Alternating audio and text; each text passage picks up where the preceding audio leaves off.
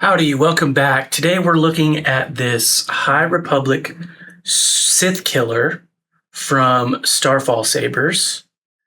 This does feature a little etch that I did a long time ago for Nick. It's basically the Jedi Rondelle.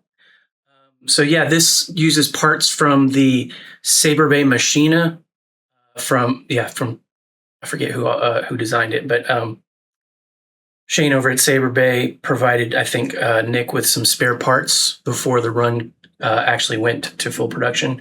So there's the activation switch box is right here,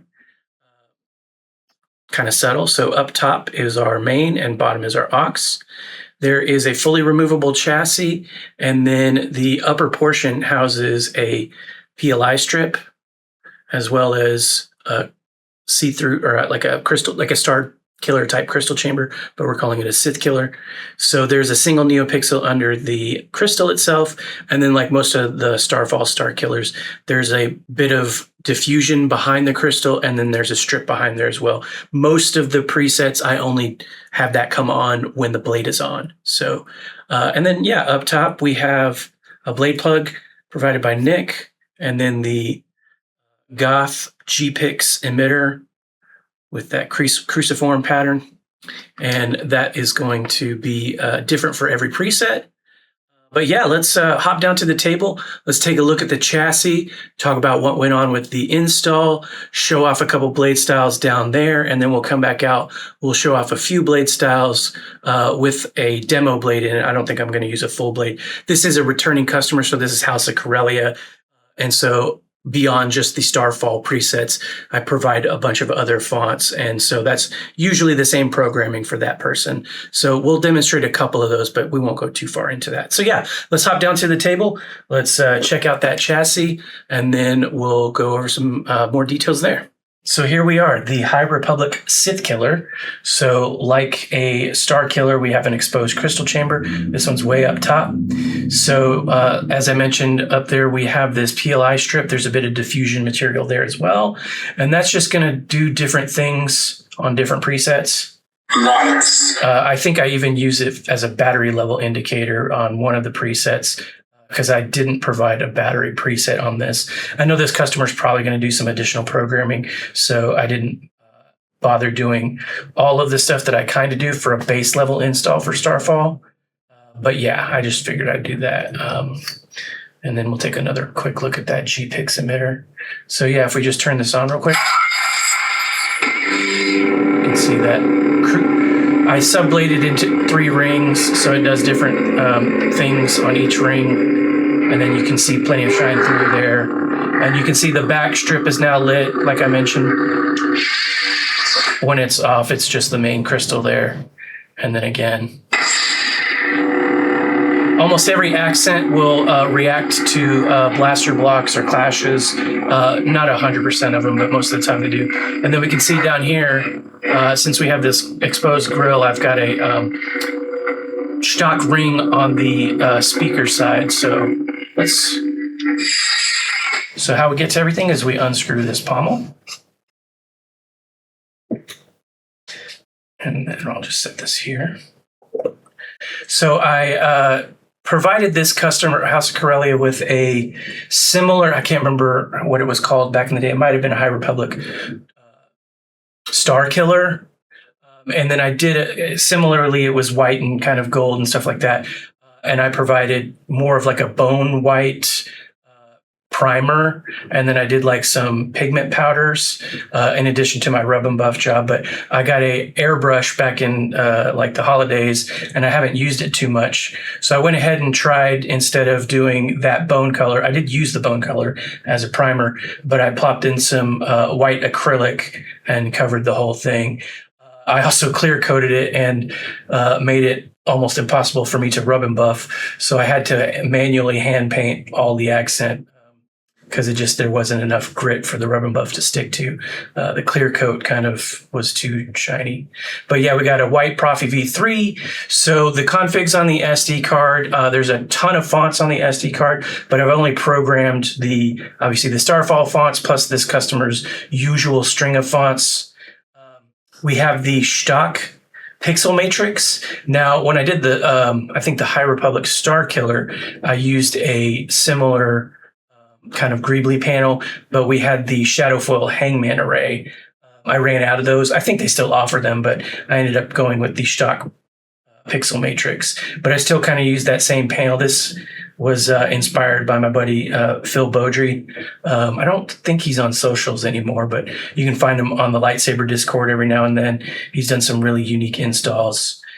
And then I did my, kind of typical vented greeblie panel. This one's subdivided into 3 different blades, so you can have those do independent things. And then to get that pixel animation out through the pommel, I took inspiration from Brian Lynn over at Civilized Weaponry Services. I had done an ID7 install with his chassis design for the Saber Museum. So this borrows cues from that design. Basically, I just printed like a PLA holder with a little wire slot here.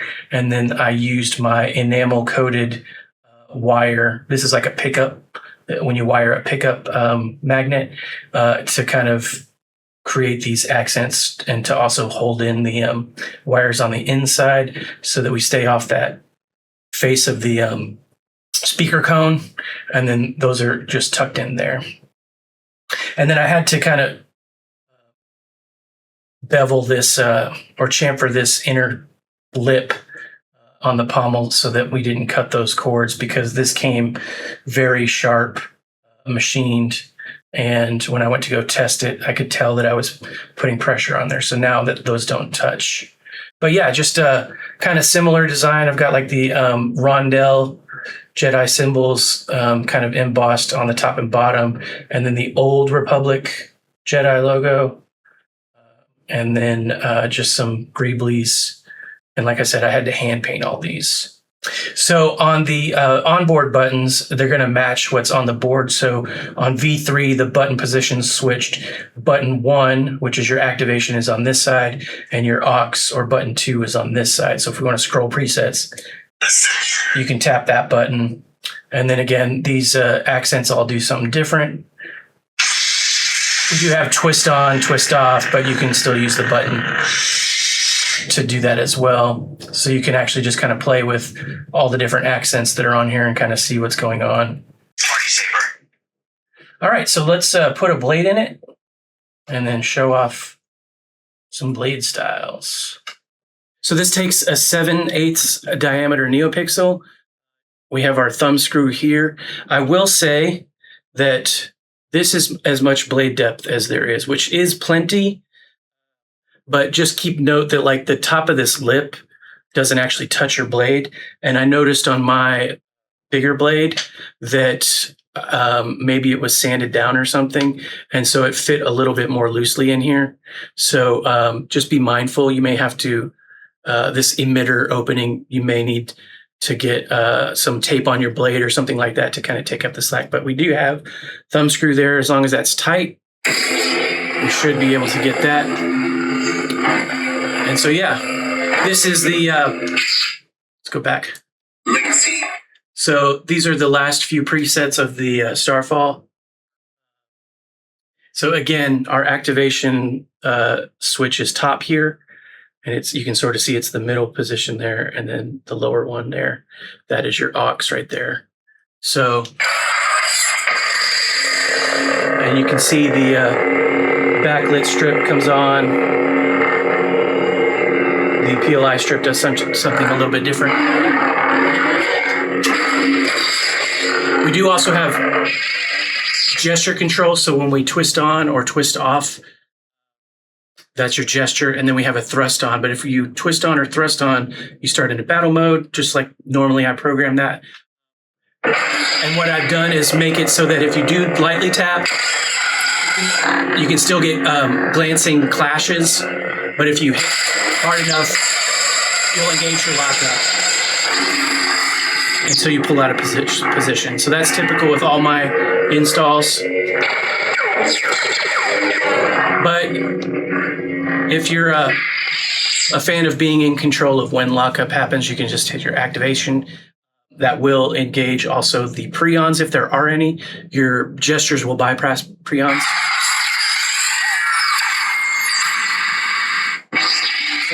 that one had a little bit of a glitch on there.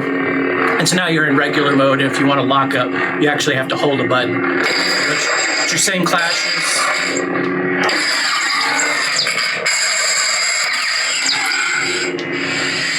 All right, let's go on to another preset. So that was Legacy. This is Alliance. Again, these are the last of the Starfall presets. All of which have preons, by the way. They're all different, and the preon itself will animate to react to the sound. So you can see that. The pommel is a little bit different. So I didn't match the colors all the time with these accents, but a lot of the times the pommel will match, or maybe just the crystal and the blade will match, and everything else will be a little bit different. But we do have some, like, you know, rotary effects, stuff like that. Ascension. And here we go. Here's Ascension. This one will be very similar across the board.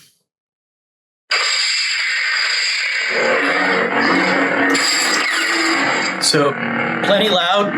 I've actually backed it off a little bit. So if we get into our volume level. Enter volume menu. And then that voice pack will change depending on the preset. So thanks, Brian Connor, for that. Maximum volume. So you can see I backed it off 2 ticks. Exiting volume menu. And it's got great resonance down here. Again, this is a 28 millimeter KR bass speaker. I think the programming is set to about 2500. You could probably push that a little bit hotter, but I don't think there's any need to. Yeah, so let's move on. Party Saber. All right, so now we're into the programming, like I said, that I do typically for House of Corellia or the Saber Museum. This is party mode.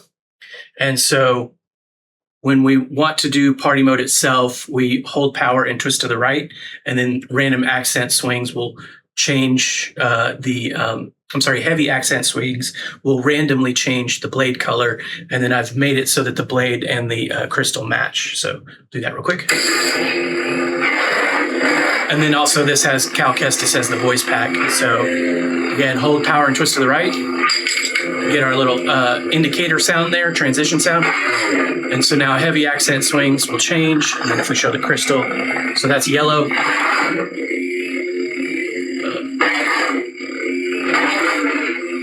There we go, indigo.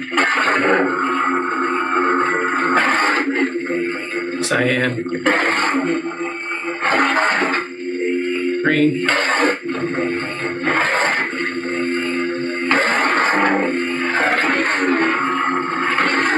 Now, if you turn it off and you want to manually switch, you can either do aux and twist to the right, or power and twist to the left, and that'll move forward or backwards. And then aux and twist to the left, I believe, is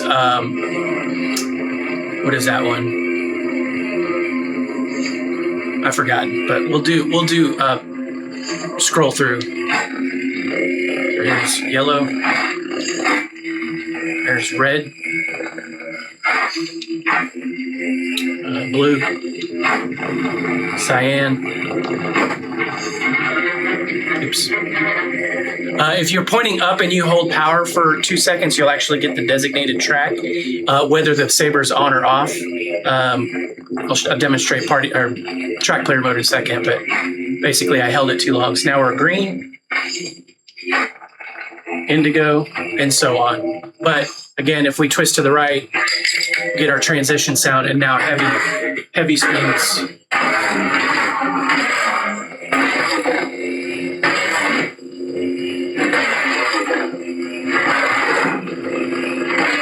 All right, so that's party mode. So yeah, I was mentioning track player. One thing I did do differently recently is to prioritize certain tracks that have been requested by these customers. So on this particular one, in all the tracks are in the common folder. There's a couple presets where it actually looks to that preset because those fonts came with some tracks. So I made it just so those specific presets will favor those tracks, but everything else will look to the common folder tracks. And then I've rename them so alphanumerically these prioritized ones are the start. So if we do it real quick, we hold power for 2 seconds in any other position than up, we'll get a little chime, and then a track will start to play, and then you can rotate left or right to move forward or backward through the presets. And so again, with the priority of requested fonts, not from this customer, but from another customer, I wanted to test it on this one. This customer has also requested these tracks, and I have provided them, but they've always been just randomly named. So you'll get to them randomly. So anyway, let's do that real quick. So there's our track sound. Cantina.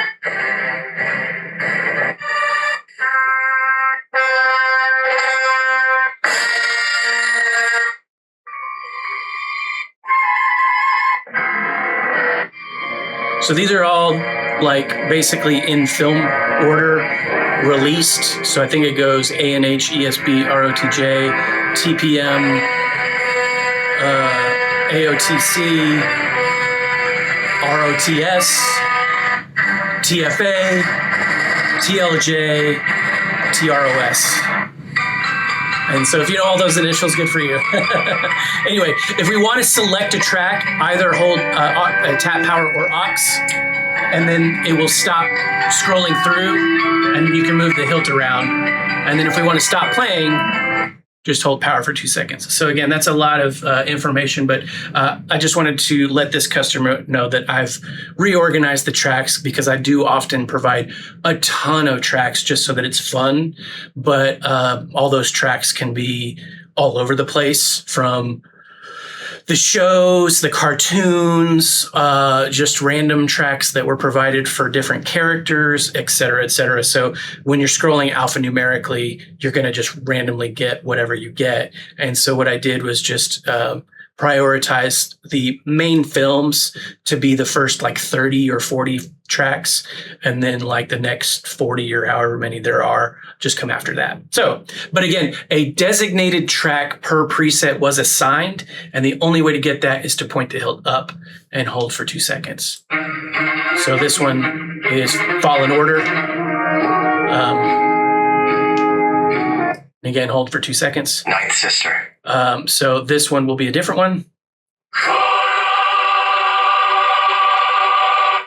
But yeah, anyway, then let's show that off.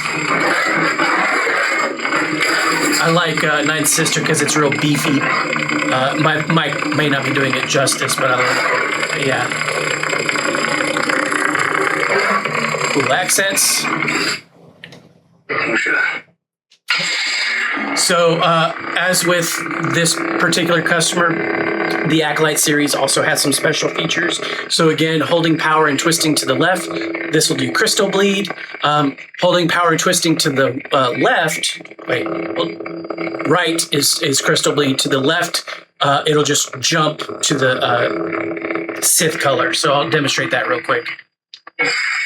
So immediately the crystal and the blade go to red, and then they switch back, and you can hear the hum change as well. So just like party mode, it's looking at two different font folders to switch up the style, but it's not going to display on this one, so I demonstrated it that way. But with a 36-inch blade, it'll go all the way out here, and that crystal bleed will happen like it did in the Acolyte series, where it will slowly creep up, and then it'll kind of glitch and then jump to the Sith color, or the bleeded color, I should say. Chimere? And then now we have the other Acolyte characters. So the Stranger. And these have Cortosis Clash. Same thing. If we hold power and twist to the right, we're engaging special feature 1 or special ability 1. And then on this one, you'll hear a little growl sound, and that's a transition sound, which means you have 3 seconds to clash, as if you were dueling in that Jedi saber fight, which was really cool.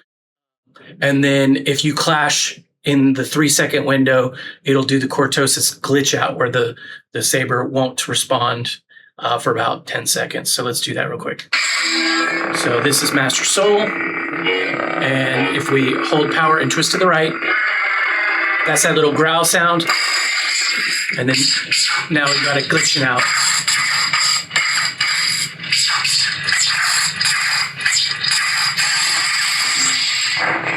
And there we go.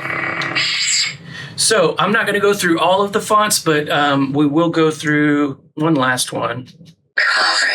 So this one is Kare from the animated series. This is one that this customer likes. And this is the last preset. So all that to say is all the accents again are a little bit different. And then they all respond to clash, blasts, stuff like that.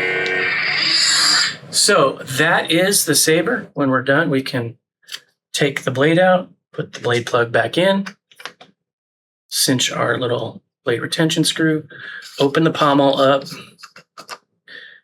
pull it out to the kill switch, and then everything is done. So that is the High Republic Sith Killer from Starfall.